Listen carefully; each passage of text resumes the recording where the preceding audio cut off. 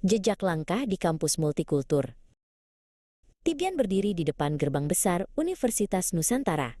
Udara pagi itu terasa berbeda, penuh dengan aroma kopi dari kios terdekat dan bisikan ribuan bahasa yang belum pernah ia dengar sebelumnya.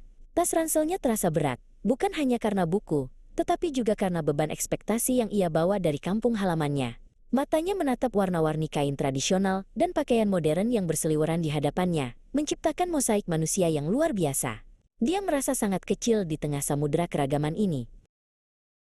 Minggu pertama terasa seperti badai yang tak kunjung reda. Di ruang kelas yang luas, Tibian harus menghadapi monster terbesarnya, berbicara di depan umum, dan menulis makalah akademik yang rumit.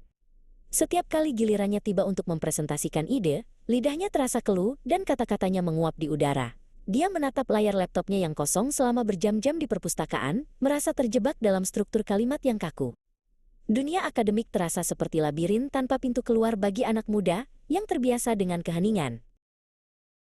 Sore itu, Tibian duduk lesu di tepi air mancur pusat kampus, tempat favorit bagi mahasiswa untuk berkumpul. Dia merasa gagal sebelum benar-benar memulai.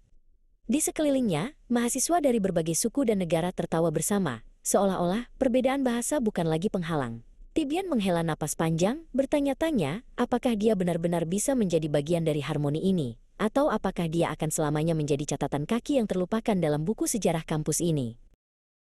Kau terlalu keras pada dirimu sendiri, sebuah suara berat dan tenang menyapa. Tibian mendongak dan melihat seorang mahasiswa senior dengan tatapan tajam namun teduh berdiri di sampingnya. Namanya Bruce, seorang mahasiswa tingkat akhir yang dikenal karena kebijaksanaannya. Bruce duduk di samping Tibian tanpa diminta, memberikan ruang bagi keheningan sebelum mulai berbicara. Tibian merasakan kehadiran yang menenangkan dari sosok senior ini, seolah-olah Bruce bisa membaca kegelisahan yang tersembunyi di balik matanya. Bruce menunjuk ke arah air mancur yang terus mengalir meskipun terhalang bebatuan. Kosongkan pikiranmu, jadilah tidak berbentuk, tidak berwujud seperti air, kata Bruce pelan. Jika kau menuangkan air ke dalam cangkir, ia menjadi cangkir.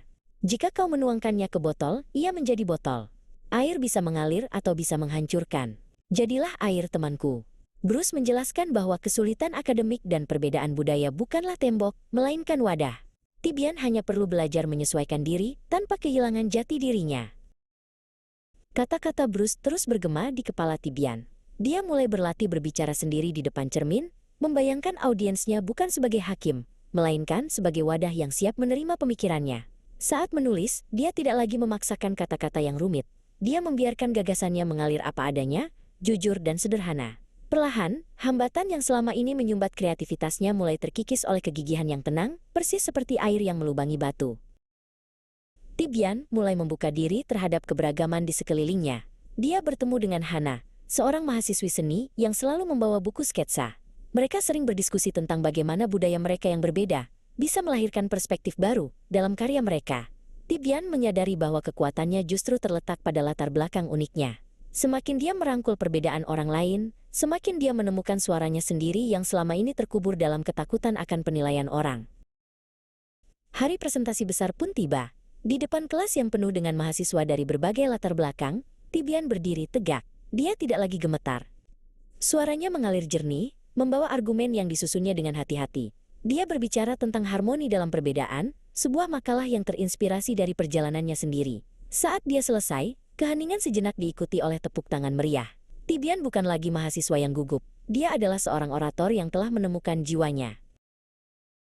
Waktu berlalu seperti aliran sungai yang cepat, dan hari kelulusan pun tiba. Tibian mengenakan toga hitam dengan bangga. Di tengah kerumunan wisudawan, dia bertemu kembali dengan Bruce.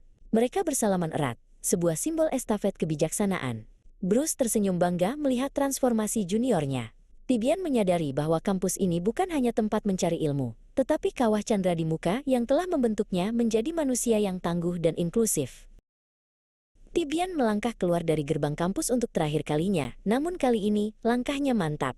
Dia membawa lebih dari sekadar gelar, dia membawa pemahaman mendalam tentang kemanusiaan. Di dunia yang luas dan penuh warna ini, dia siap untuk terus mengalir, beradaptasi dengan setiap tantangan, namun tetap murni seperti air. Jejak langkahnya di kampus multikultur telah selesai, namun perjalanannya untuk mewarnai dunia baru saja dimulai.